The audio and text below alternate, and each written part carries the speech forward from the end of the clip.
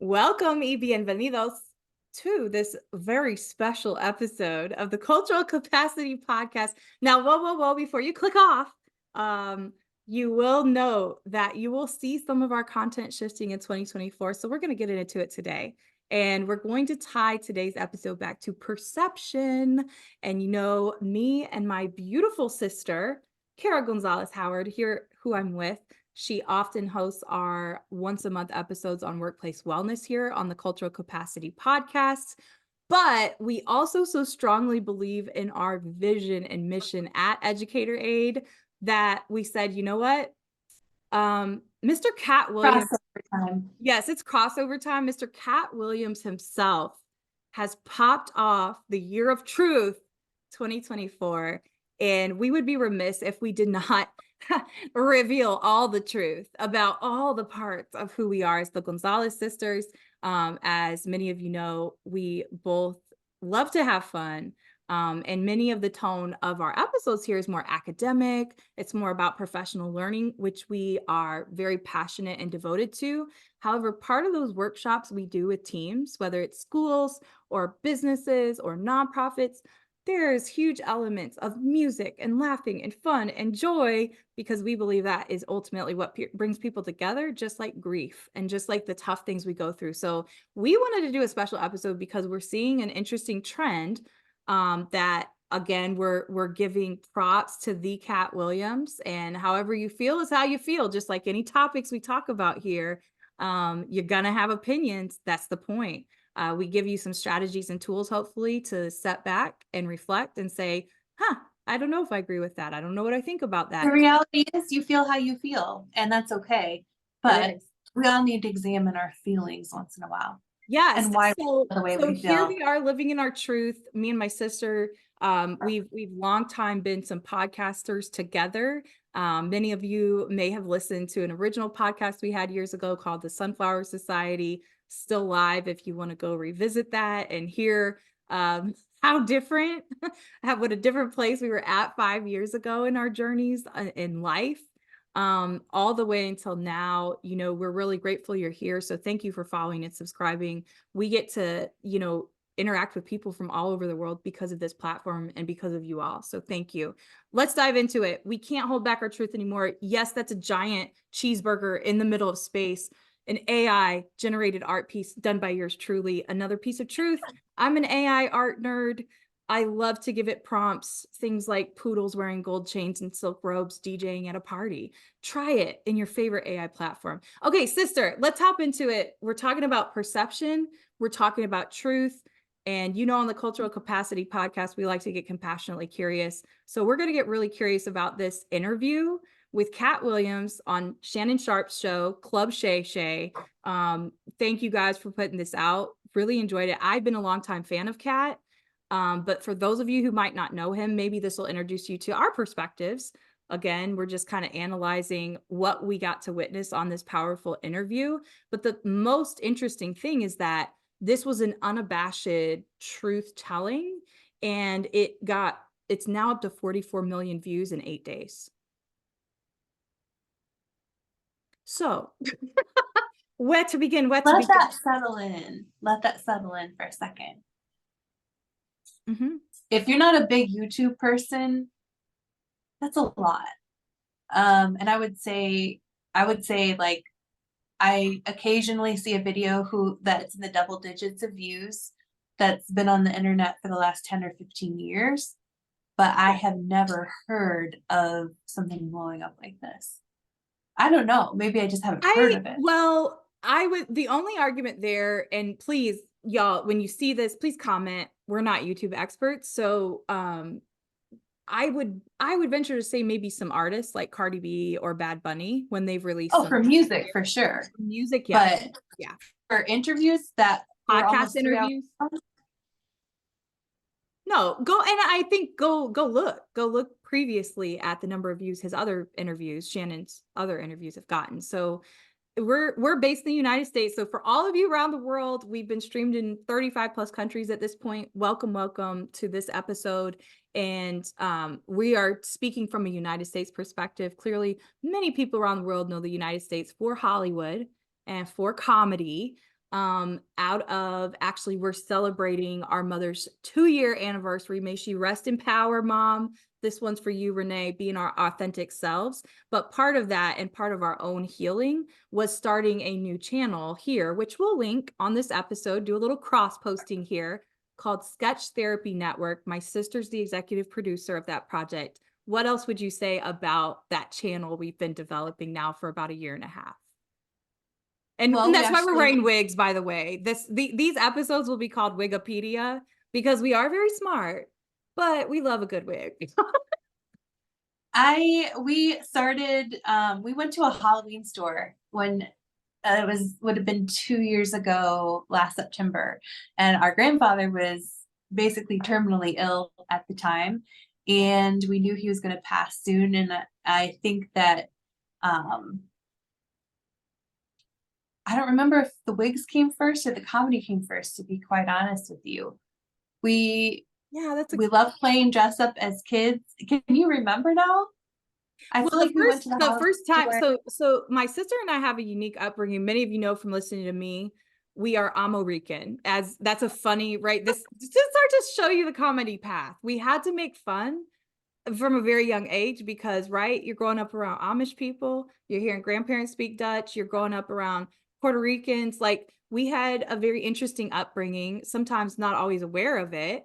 But then we also, a unique thing I found, sister, over the years in talking with people, doing all this cultural data work and stuff, my nerd brain side, you all, that I love, that what I found is that it was so unique that we not only spent a ton of time with our great grandparents and we had a great relationship with them, just the beauty of then our maternal grandparents and our paternal, we lived with our paternal grandparents who owned a restaurant. But that was when I traced it back to, because I found some of those cassette tapes, and Mom had them. Actually, Mom had them in storage, so I have them with some of the stuff we got from her apartment. And so, but that was the first, because they had some financial means, more than our parents did, and they had a giant boombox. That's the first I remember of that giant silver boombox in the late 80s. And we would lay in front of it for hours. There's some episodes with like Little House on the Prairie like blaring in the background, and Kara going, there's no song.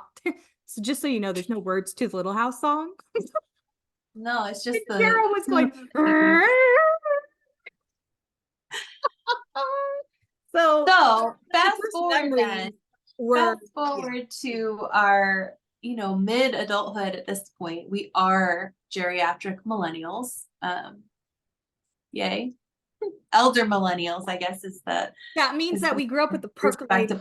We grew up with a percolator and the Tootsie Roll, okay? We grew up with Lisa Frank. We sure did. So we basically, in our grief, we were trying to find lots of reasons to laugh. And we visited a Halloween store in the midst of this grief. And we decided to start doing some skits, basically. And if you go back to our Instagram, skits that are improvised. Yeah. So if you go back, we have an Instagram channel that has failed miserably. We're doing much better here on YouTube. Thank you. But if you go back, we had a whole different name, we were just starting to figure out how to do characters. Mm-hmm. I mean, I did some acting in high school, but other than that, I'm not like a well-seasoned.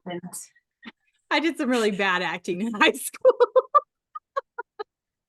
I love to write, but actually none of the stuff that we do is written. That might take it up a level. I don't know if it would hurt it or help it at this point, but yeah, so here we are.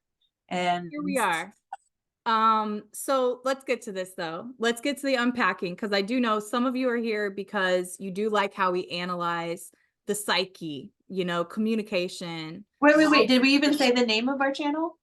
Oh, sorry. I mentioned Sketch Therapy Network, and that you were the Sketchy Therapy is our handle. And we'll link it below, right? We'll link it below. Or you might already be on. So if you find those funny things, or you just like to laugh and be silly, know that these are characters that are literally inspired by years and years since we were children, and you hear just a snapshot. There's so many other stories outside of the little bit of detail I told you about our upbringing and its uniqueness. But many of these things are because we've been observing people our whole lives, and we've been observing cross-cultural interactions, some that are done well, some that are not, our whole lives. And we are kind of that same cultural conundrum ourselves, right? You have all these different pieces of the world within you. And so we were like, we'd be remiss if we didn't share all the pieces, also the truth about who we are in these different realms. So if it's your thing, come on over and play with us there. But if you just like it here on Culture Capacity, that's cool too. So Katt Williams, you and my sister have been trading some texts about this. I know I have other friends. We've been sending memes back and forth. I've seen many people in my network posting on social media platforms, just initial reactions. And just so you guys have context, I've been a fan for a while, and Kara is a newer fan. So we have different perspectives, even in how we viewed this interview that he did with Shannon Sharp. Anything you want to add before? Because I have a plethora of notes of his quotes, topics. I found it a very rich interview. Yeah, I couldn't look away. I clicked on it, not really knowing. The only reason I clicked on it was because this was something interesting and new that showed up in my feed. And I noticed that it had so many views. I think at the time I saw it, it was like 39,000 or something. So I clicked on it and I was like, there's no way I'm going to be engaged for a full almost 3 hours. Yeah, it's long. Oh, It's long. I just could not. I mean, just the art with which he holds this conversation, Katt Williams I'm talking about. It was like a stand-up special, like watching a stand-up special and also watching like the juiciest, I don't know, Desperate Housewives Tell all. meets I would say Hollywood. tell all. Tell all. It was I like mean, a tell all of comedy in Hollywood, in my opinion. but also it was anti-Hollywood. Mhm. I mean, a tell Um, all of things are not always as they seem. yeah, there was definitely a whole lot of things he didn't say. And Mhm. I'm so interested to, like, I've been watching some of the reactions to it Mhm. just to see what other people are saying. I really haven't had like heard anybody having negative feedback. Like everybody's that speaks for why there's so many views on it. It resonates strongly. Mhm. Really only the people who are saying anything about it are people that he's naming as part of the problem, right? Um yeah. Initial thoughts. There's Well, so much. so there is so much, and I do want to make sure I hit again. I have like pages of notes in my iPhone notes. But the one thing that stood out to me, and I've talked about faith on this podcast, I believe you have too in some of your episodes, and I think with anyone, we're entering an era of the globe where the vibe I got from it, and also excitement I felt, because I've been seeing similar things, specifically in culture work stuff we do at Educator Aid, Kara. I've seen this now for a number of years in schools, it happening. The generations are so vastly growing wider apart. The wealth gaps, like just the world is changing very fast.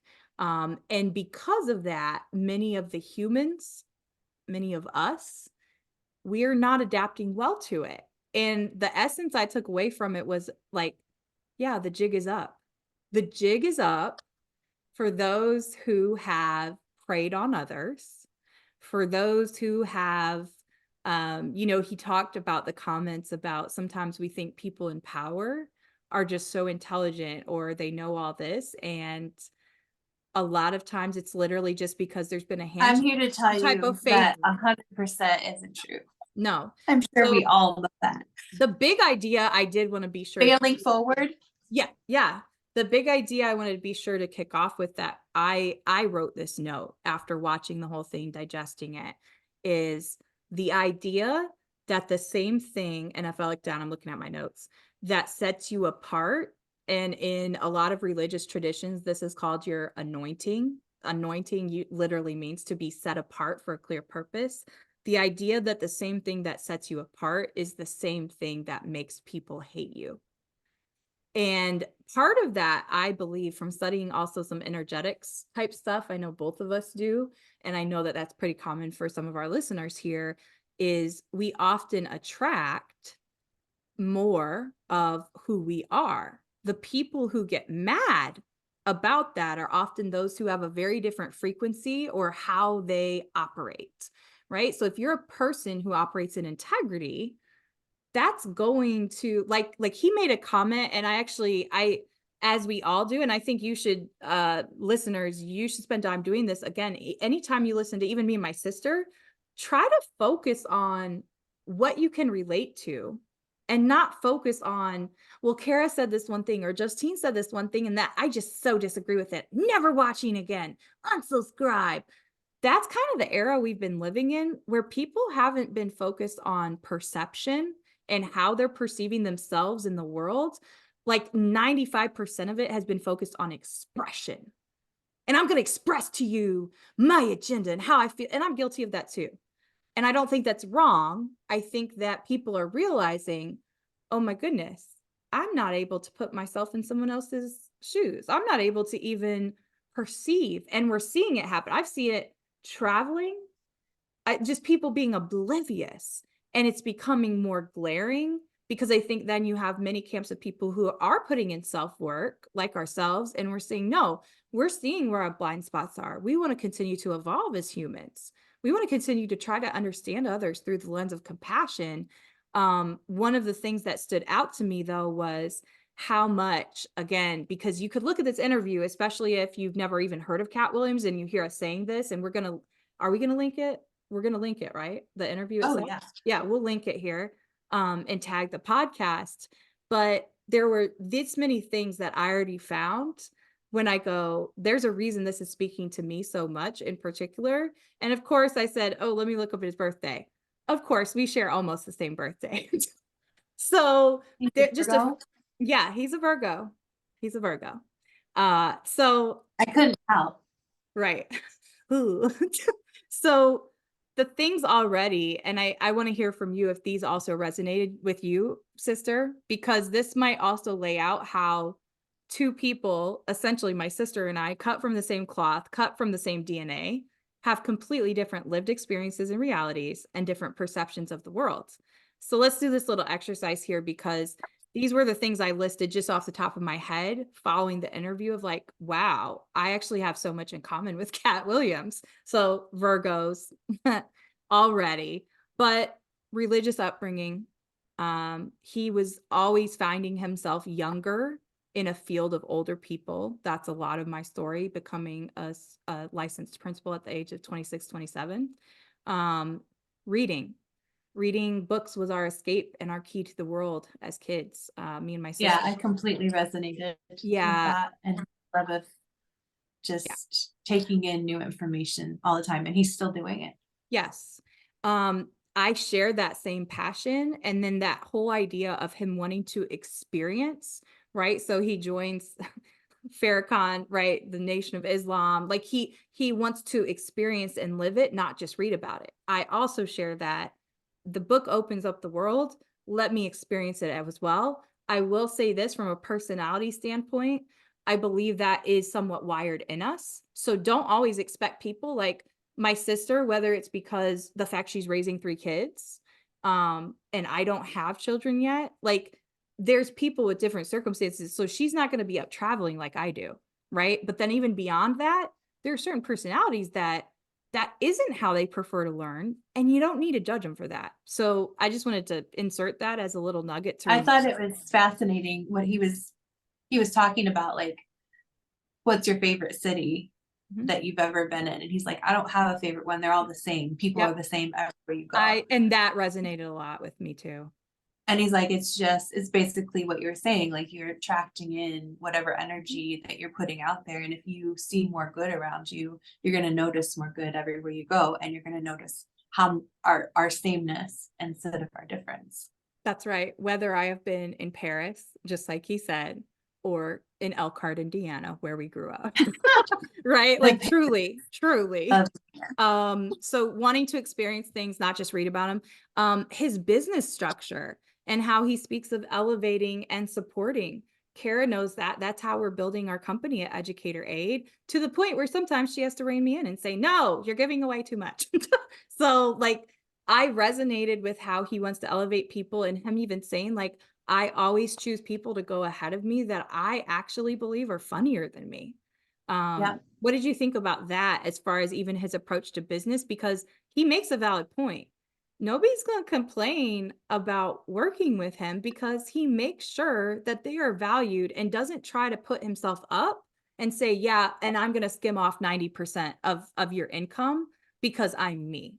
I'm All also all I know is the man said he's walked around with money his whole life. He's had money his whole life. He's never not had money.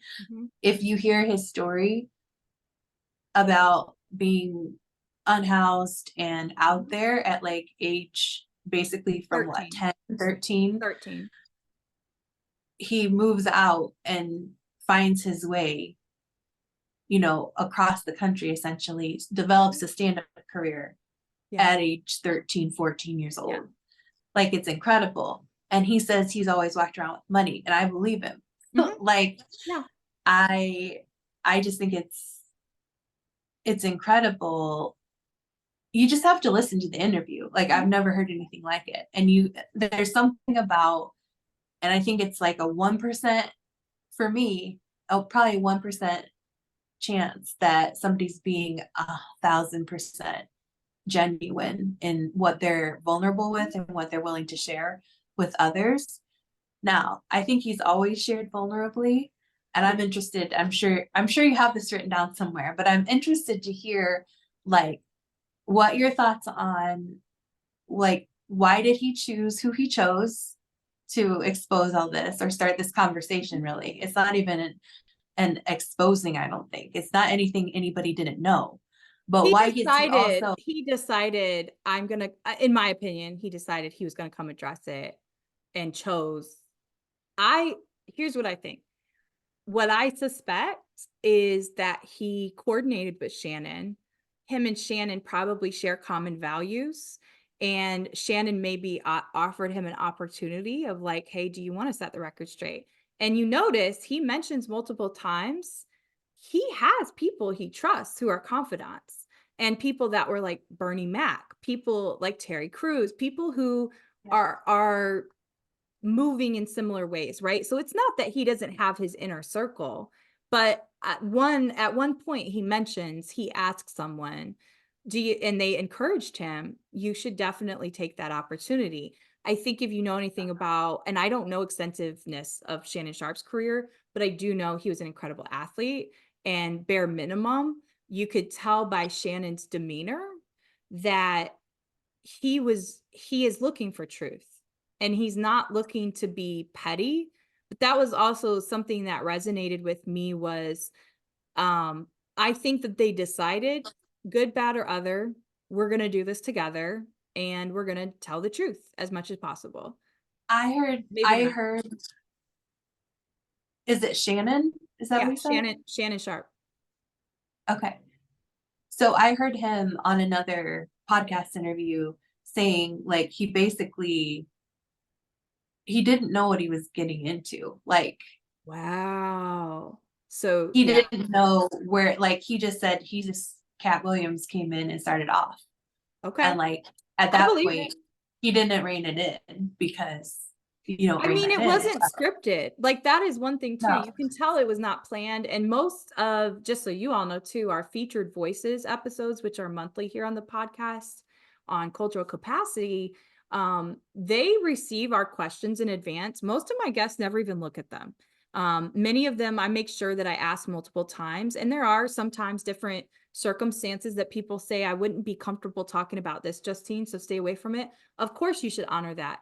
But most of the time, like they haven't even looked at the questions because they want it to be authentic and conversational. And secondly, they absolutely haven't spoken with me about those questions. So they never know what direction I'm going to go with like asking about upbringing, cultural origin story. So it also I goes noticed back to the finesse of, like you said, Shannon Sharp's ability to continue to pull those things out. I noticed that he, if I could tell a few times that he got really nervous with the conversation, Yeah. and he would ask like an arbitrary question, like, yeah, like what's your favorite city you've been to? Right. You know what I mean? Like to Right. try to pull out of that. But a lot of times he didn't rein him in at all. And I don't know. You just don't witness that.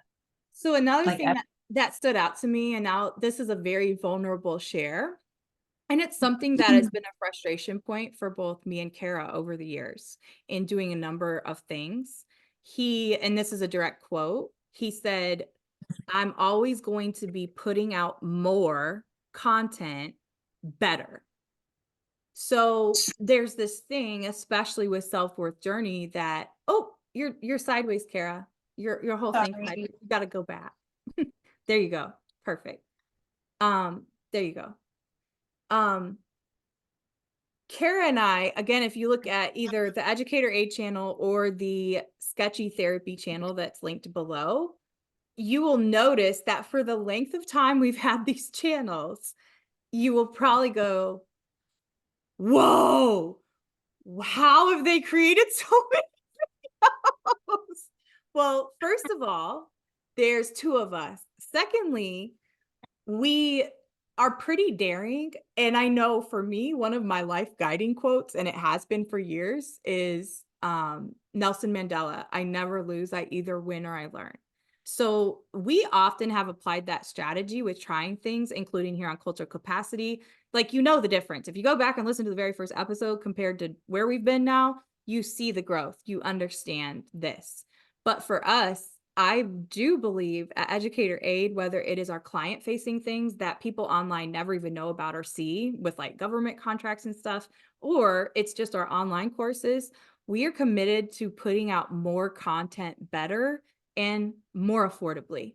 And I think because that we've been so strong on that and wanting people to really get value, because these are the same things that he's saying, we've also been saying about the online influencer communities for years, of as far as a wolf in sheep's clothing, so to speak, and predatory practices rather. I see this in educational consulting all the time. So the crazy part is a lot of what he said, and so this is final 2 points. I can relate to the financial struggles. Kara knows this very well. And I've gotten better over the years about being vulnerable about my struggles of becoming a CEO.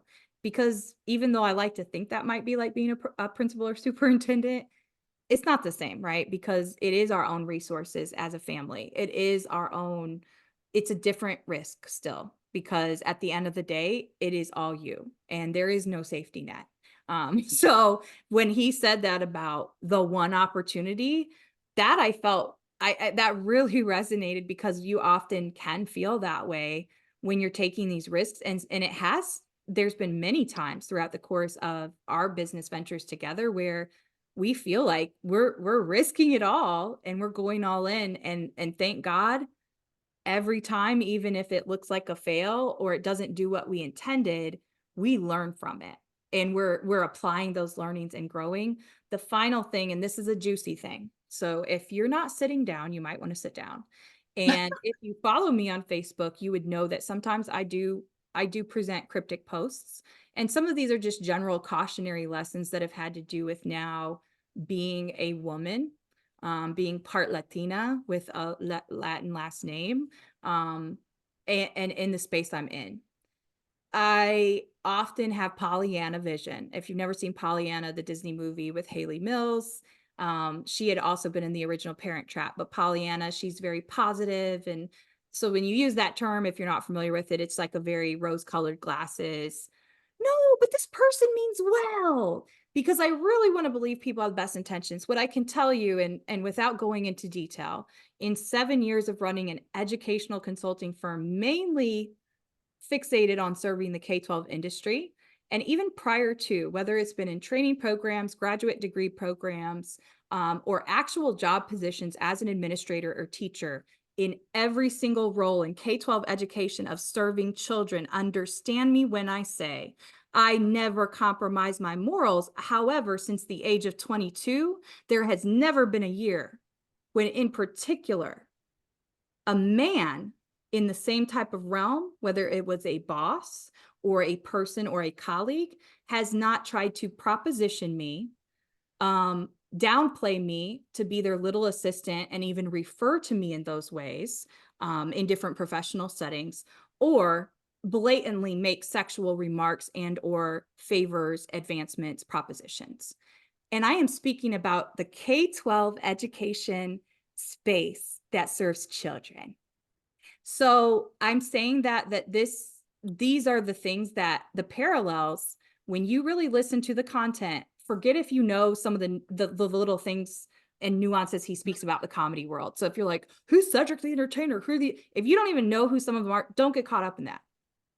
Listen to what's in common and listen to the cultural patterns and trends that are happening right now.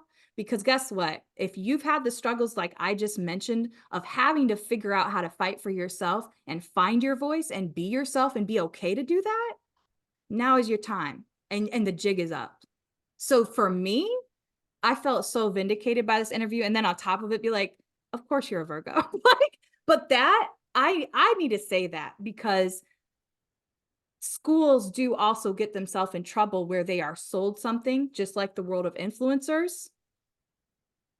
And that and those consultants, they don't give a bleepity bleep if it helps impact children or not. And so I would say that with a lot of passion. And I think that that's in pretty much every sector. And unfortunately, it can be more difficult if you are attractive and younger in the sector that you work in. Well, it sounds like it's a it sounds like it's a very universal problem amongst men and women, at least in Hollywood. Yes. So Well, and I will say that too. I have all that also men met, probably don't speak up that much about it because it seems like yeah. it might be a Well, shameful, more I haven't shameful. always known how to. Yeah, well, it's shameful for a lot of women, but also when you add the masculinity and sometimes toxic masculinity aspects, how many men are out there talking about Well, things like that? and Not a lot. there's an interesting pattern. It goes back to perception and how we perceive ourselves. One of the things I noticed, and it's actually specifically in some of the groups that I'm part of on LinkedIn for Latina professionals, Latina executives, those type of things. And I've been pretty open about talking about this over the years too, in those replication of whether it's patriarchal systems or white supremacy systems, colonization systems.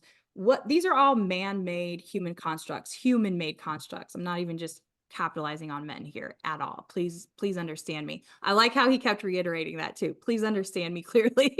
So this isn't a bash. Like actually some of my most amazing partnerships are strategic partnerships as a business owner have been with men.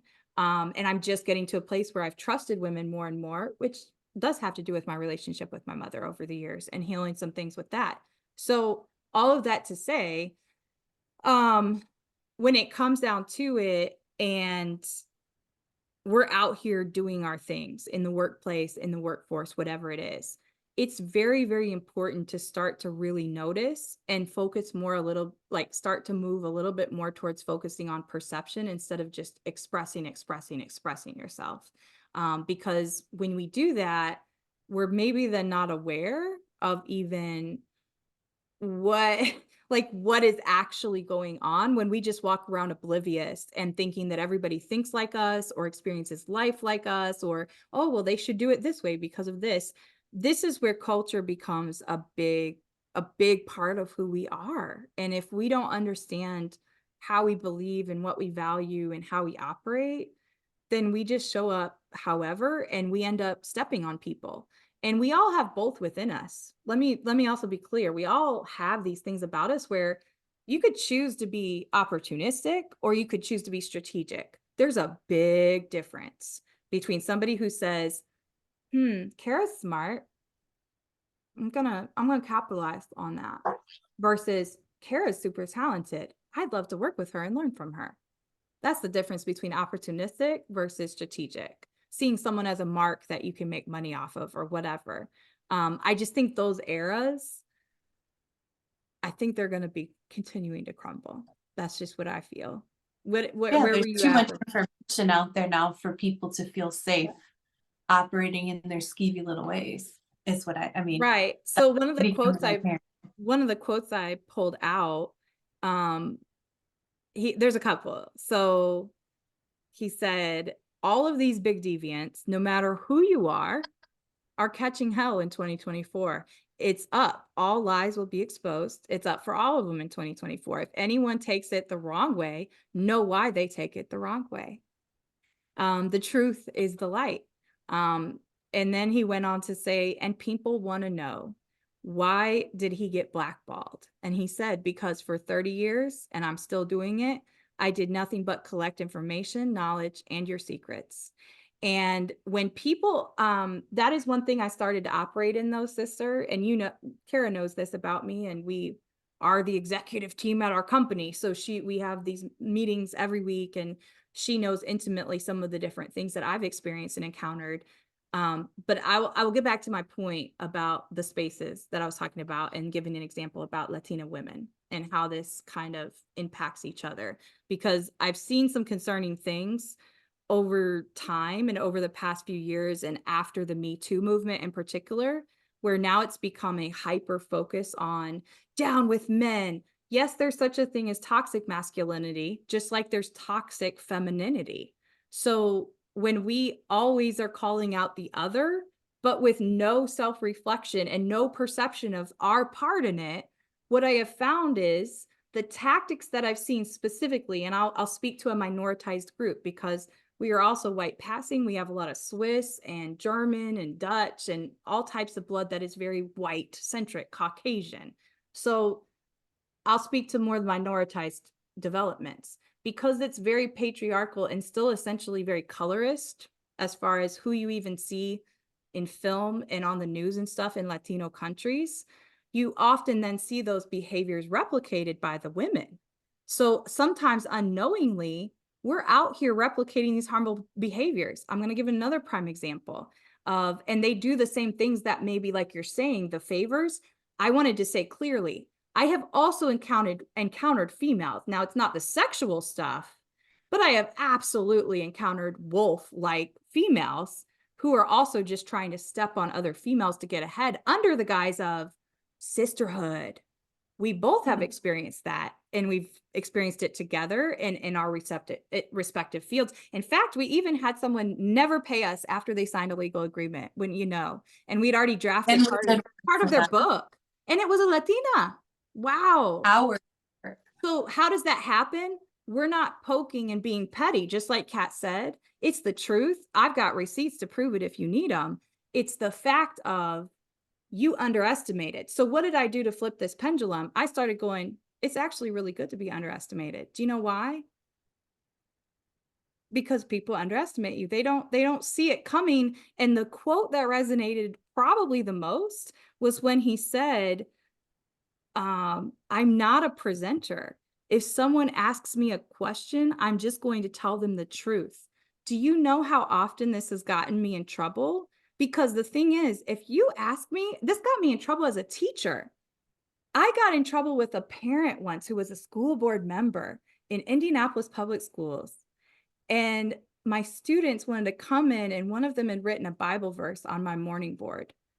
And he came in, he wasn't even supposed to be in the building, don't know how he got in, and he reported me. And I said, And he was an adamant atheist, which is okay. No shade to any atheists. I am a believer in God. And so he reports me to the principal. I get called in for a meeting. This is just one example of many over the years that you run into. Educators, I'm sure you have plenty of stories like this too. And I said, well, unfortunately, that was his daughter and one of her friends who wanted to write that on the morning board because they had read a Bible verse they liked. And it wasn't even me who had written it. It was in children's handwriting. So I'm saying all that to say, every time, and I even think back to my college days, there was no dancing in our dorms. It was a highly religious institution. I didn't sign the form saying, because I want to tell the truth. The dean of students told me, you can't get housing unless you sign it. You have to sign it. And I said, but that's lying. And this is a Christian university. I'm literally the same way because I'm going to tell the truth, even if it's at my own detriment. And I think for so many people, that's maybe a bizarre thing. But to me, I don't have anything to hide, even if it's not favorable. I don't have anything to hide. So I'll tell you the truth. But there are people who, because we're not maybe aware of how we're perceived, we don't realize the power of that, and that actually is the thing that does protect you. Nobody can corroborate anything different, and nobody has been able to so far with Katt. Well, they say they can, but I mean, it seems there's pretty plain evidence that he has dealt with each thing in the moment as the years have gone on and gone up against these people, said his piece. But it sounds like he actively has been repressed. His voice has been held back. Yep. So I think it's interesting though. I mean, how few people must be out in the world like talking about truth in the moment and their perception of truth in the moment. How many times are we in an uncomfortable situation and we sit there on our hands and zip our mouth shut because, oh, we don't want backlash, or, oh, we don't want this person thinking this Well, of us. it's more comfortable to uphold my own comfort. Yeah. Yeah. And yeah, sure, it's super uncomfortable to be the only person in the room saying something obvious. Because not only that, you're saying what everybody's thinking, but then they also feel stupid for not having said it, right? Well, and that's the truth. I can be as gentle as possible, even in how I do trainings and stuff. And Kara knows these different stories I've told her over the years. If someone hasn't examined themselves, of course it's going to feel like a really rough razor. Like it's going to feel sharp, because if you've never done any self-examination of, like, how do I think I'm perceived when I walk in a room? Have I ever thought about how kids feel with me wearing 5-inch heels? Like, even basic things like that, self-awareness, like, do I look gigantic to them, right? Like, just basic things that, not because you need to change who you are. No, you need to be aware of who you are, because you can't control anybody else. You can My only control strategy yourself. as I get older, what he was talking about, collecting information, I don't think he meant that in a malicious way whatsoever, like a gotcha type of situation. I think what he meant is that the way I operate now in the world is that if I'm in a space and there's opinions that are being heard, I'm going to hang on to my opinion until it matters. I don't need you to hear my butt licking, whatever story that people need to tell each other to make it appear a certain way. Like, I don't need to voice that, right? Because enough people are voicing that. I can sit, and maybe sometimes even to my detriment, this like makes me the negative Nancy or whatever Or you just want a to call, Capricorn. or just a Capricorn. But like, I'm going to save and hang on to my opinion until it actually matters and it is impactful. And I find like we confuse the fact that we have a voice with needing to always have our voice out there for every little thing. And I think when it dilutes your capability for people to perceive you in a way that's like truth, right? It doesn't make it appear that you're saying the truth if you're constantly out there basically talking about yourself. There's so many people out there that use their voice for these petty little, it's expression, nothing instead of it's perception. expression. No, I mean, yes, expression matters, but also is your expression because you're trying to do better in the world and you're trying to create a better world around you, or is it all pointing back to you and what you reap from it and how you appear to other people? Like, there are two very different types of people in the world. And yeah. I think to your point too, because we've seen this, and some people I work with, I've talked to, and I think this is a very valid thing to bring up. I've gotten questions before about, well, how do we know which things to prioritize or matter most? If you're in a workplace setting, to me, that's very clear cut from a cultural lens. For example, I worked with a district, they had a large influx of Sikh students from Southeast Asia, okay? Rapidly, like went from over 10,000 people in their community from none to over 10,000 in a couple years in a more rural community. So to them, my advice was, you get to know who you're serving, and that's who you focus on, right? Like, don't go out here, and I'm going to say this specifically to millennials and Gen Z, and also people on social media in general. Social media open up the can of worms of the classic question when you open up Facebook, what's on your mind? It elevated this part of people to only fixate on not their own awareness of themselves or even reading people's posts clearly or carefully. It, it was the me. So generation that we're part of, millennials. But one thing I will say is if you go comb through anything of me or Kara's, it is going to go back to essentially who we are. If I'm speaking about something, it's because it relates to my lived experiences and realities and things I'm passionate about, deeply passionate about. And further, things that go back to justice, communication, and culture. My name means full of justice. That is what I've been about my entire life in a lot of ways, and standing up for people, and not even just because you need to stand up for people, but standing up for what I believe, and not just my belief, but fighting for our kids getting the best education. Is every child truly being valued in our country, specifically Black and Brown children, right? These have been intricate parts of my mission for almost 20 years, and since I started teaching. So I say that to say, if you question and you're in those two generations, I do talk and work a lot with intergenerational communication. It's a specific little niche area of mine. And Kara's very knowledgeable because she has kids in Generation Alpha. And they're a No, whole they're all different. Gen Z. They're Gen Z. I thought Olivia was Alpha. I think she's on the very edge, She's on but the cusp. So they're Gen Z. But we have to remember that there are different ways of communicating. And I think that that's also caused these gaps in the workplace and the misperceptions. So we're really not maybe understanding each other sometimes very well at all, especially across generations. But I see so many people, I don't know if I'm using this word properly. I think it's a political word, grandstanding. Like grandstanding. And it's like, if you had a conversation, and these are people I know personally, and I'm saying this very truthfully and not to be petty, not to be judgmental, because we've all posted things, we go back and we either take it down or we say, oh, I probably should have posted that differently, whatever. That's not what this is about. This is consistently, you're randomly saying things because you either think it'll look bad if you don't, and that means you're doing it performatively, not because you actually want to or desire to or anything like that, or it is, you know, very minimally about the community you're sharing about, and you've never really even experienced or lived in those ways. That's what I've seen, even specifically diversity, equity, inclusion consultants really get roped into.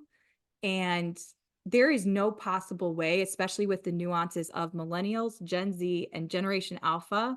And we're kind of this first wave of more third culture kids in the States. A lot of that is because we literally had laws until the 70s that the races were not supposed to intermarry, right? So it was not, Kara and I are kind of part of that first wave of where there's a lot more prevalence of third culture kids. And that's partly how our country was just structured and what was deemed acceptable and unacceptable. In Gen Z and Gen Alpha, that's the norm, kind of. Like the melting pot is the norm now somewhat. And again, I'm speaking more United States. That at least is what I've observed. And to me, that's a whole new, that's totally different culture, literally, than anybody 50 and over in this it country. is because you don't have a real firm place to culturally land. Like you're a mix of a lot of different things. You can resonate with most things Yeah, around yeah, which is you. You know beautiful. how to fit into all the little areas and observe and watch other people and learn about other people before you go barreling in there thinking that, because I've never felt that like my way is the best way, because I don't have a way. Like, I learned several different ways of doing things based on way different people in my life on both sides of my family. So it's not surprising though that because of that lack of like feeling like you belong in a specific community, that, you know, historically, I think millennials and Gen Z are pretty selfish. Like, Yeah, we I are, would agree. because we're not necessarily, we are seeking community, but it's like, what communities will have us in different ways, you know, like Or what can I you're stand not this out enough about? to Yeah, like yeah. hang out with your Puerto Rican side, and you're not this enough to like hang out with your Amish side. So like, Oh, what am I enough of that I can actually go into a space and like, yeah, I move a specific way in the world because of that. And I think it's a blessing, but it's also difficult at times.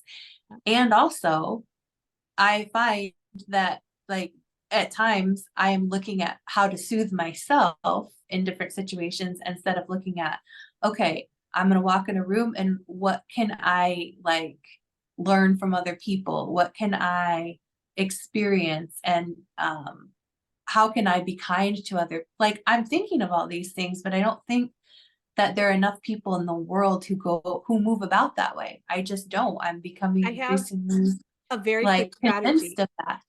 I have a very Yes. quick strategy, and we actually do have a quiz coming. So you'll want to continuously check educatoraid.com over time, because we are continuously putting free resources there. We already have some there, but the quiz we're developing has to do, and it'll be a free one, but it has to do with some processes we've already had for years in our company. And some of the questions, this is just to give you an example because it's not ready yet, but this will give you a real-time strategy. You can literally go try it today.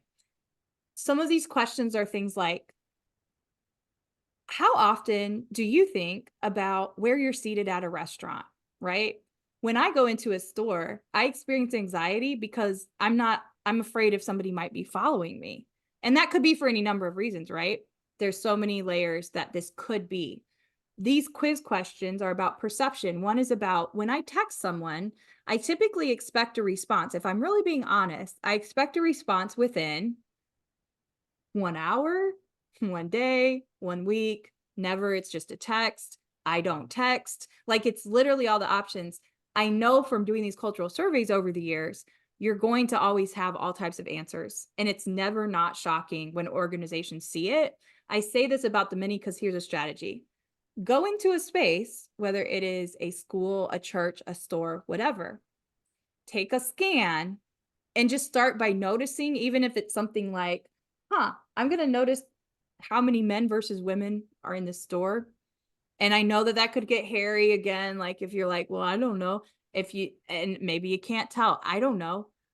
Maybe you look at short people and tall people. But one of the things I noticed over time, Kara, is people have told me you're very, very aware. I think part of that comes from, again, both you and I have worked in some high pressure situations, some highly traumatic situations at times, being in healthcare and K-12 education, large inner city systems for myself. I think when you deal with those things, you are forced to become more aware of yourself in certain ways. And then you operate differently. So even if you've personally been through things, you're going to operate differently. If I go to a parking garage where somebody tried to approach me in a weird way, I'm probably never going to go back to that parking garage, or next time I do, my route will be different. My perceptions will be different. They'll be peaked in a different way.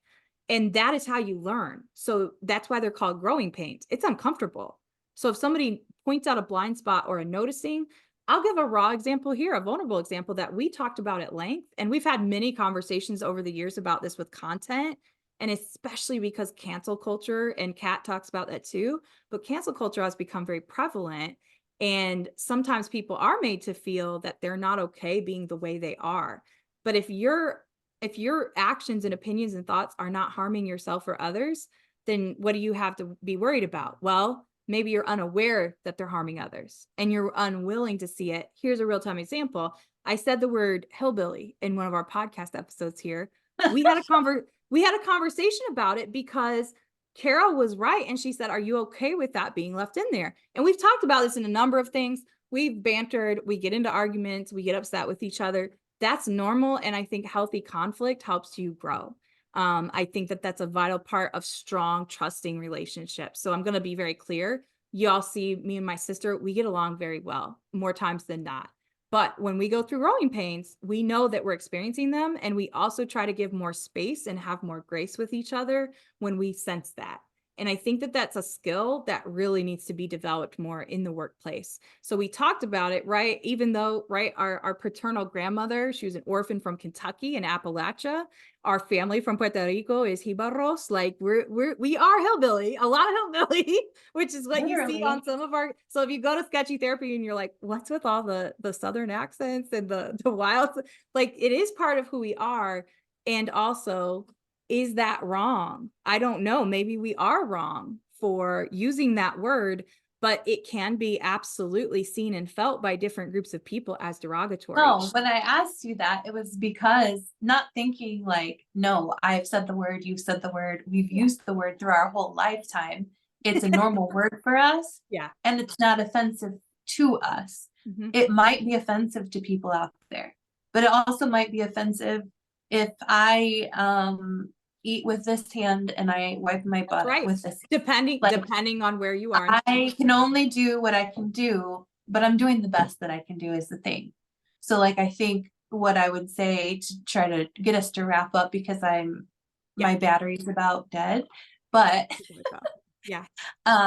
What I would say is like, are you noticing the world from a selfish lens, or are you willing to be observant and have that be part of your purpose here on earth, to observe the world in a way that is much how Katt Williams has observed the world, like for what it is, and like actually being in the moment, like vouching for the truth in any and all circumstances. If you want to be a person of integrity, that's the only way you can have integrity. If it's any and all, it has to be consistently something that you practice every day.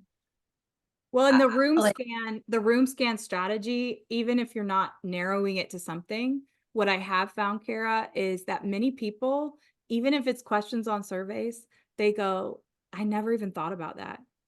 So that just lends itself to, again, even something like the room scan strategy, scanning a room. It's as simple as, and I had this happen actually last week with a group I was working with. I walked in to the space we were in, which was the same as it was before the holidays. So like 3 months ago. And I said, wow. And there was already like 10 people in there. I said, wow, y'all sat in the same exact spots as last time. And they looked shocked. They look shocked. Now, I will tell you, I have a bit of a photographic like picture memory. However, it's also a noticing in church, just like you see those patterns of so-and-so always sits in the same pew. I noticed all that growing up. And that might also be, Kara, legitimately a little bit in us, because we were in many settings where we just maybe didn't feel like we fit in. So you always notice who's around you first before you actually fixate on yourself. I don't know. Well, that, and those people who operate in this way, and anybody listening might be one of those people, and it's not necessarily a bad thing unless you just let it ride. Like there's probably some kind of work to be done if you have walked about the earth for however many years you've been alive in such a way that you haven't had to worry about any of these things or notice or observe any. You haven't had to. Ding, ding, ding. You haven't had to. So I love. Ask yourself, why haven't you had to? And why do people have to? Why do you think you need to impart your cultural values? I'm about to drop my tiny mic. Okay, drop it. No, I got a couple quotes to end us, but we loved the interview overall. Obviously, there's going to be things that maybe don't resonate or you don't agree with. But even just as a cultural exercise, we strongly encourage you to go view it. No, they're not endorsing us. No, they don't know us. But we do enjoy what you all did. Katt and Shannon, thank you. But these are comedy. It's the comedy communication connection for us. And today. culture. Like comedy is a huge part of culture. look over time and study some comics. They're the ones who are saying what the trends are and where we are headed in humanity all throughout the ages, all throughout the ages. They're joking about stuff that's real. Way too heavy for us to talk We're about making it a sometimes little in bit more real life. digestible. We're making it a little bit. And if you don't believe me, go check out Uncle Dallas, the character on Sketchy Therapy that Kara plays, because you will develop an empathy for those who sit in their lazy boy and watch Fox News. I do encourage you to watch Uncle Dallas. Okay, but a final key quotes. If you give a liar, these are Katt Williams quotes. If you give a liar a platform to lie, I'm not being messy. And by the way, we're not being messy on this episode. We are being truthful about our experiences and realities. If I'm not being messy by saying, hold on, that never happened. It's not true. And there are hundreds of people who were witnesses for each thing I'm saying. I don't say anything if my name is not breached on your platform. This is the age of truth, and the truth doesn't need to be scared of the fact that people tell lies. I'll read that one again. This is the age of truth, and the truth doesn't need to be scared of the fact that people tell lies. Finally, he said, I don't harbor any resentment to any of these entities. I can't be jealous. I've never seen them have anything I have ever wanted. Okay, Katt, you really ushered us into 2024. I'm just excited. If you haven't checked out our featured voices with a surgical technologist, Courtney Hartman, the Courtney Hartman, she travels across the country with hearts and coolers. Go check it out. I'm like being overly dramatic. She does so much more than that too. But. And if you want to check out some funny comic relief in your day, we do a lot of satire over at Sketchy Therapy. You are also going to be able to watch this very same episode on both channels at Educator Aid and at Sketchy Therapy. It will be called Wikipedia on Sketchy Therapy because we're constantly wearing wigs on this channel. And doing stuff with AI too, honestly. We have been doing stuff with AI on Sketchy Therapy. We really had to do a good crossover episode. Let us know in the comments if you enjoyed this crossover episode, if you'd like us to do more crossover episodes, which we are planning on doing, whether you like it or not. But wigs out. Wigs out. Wigs out. Hey, y'all, thank you for tuning in. Thank you for taking this ride with us. Let's continue to get compassionately curious together in 2024 and beyond. We know that there is so much more in 2024, not just for me and Kara, but for you and yours. And Katt Williams, we would love to interview you for one of our featured voices episodes on the Cultural Capacity Podcast. He's a fellow Midwestern, strict religious upbringing, just like us. That's right. We'd have a lot in common. Yeah. Okay. Bye-bye. Thank you all. Until next time.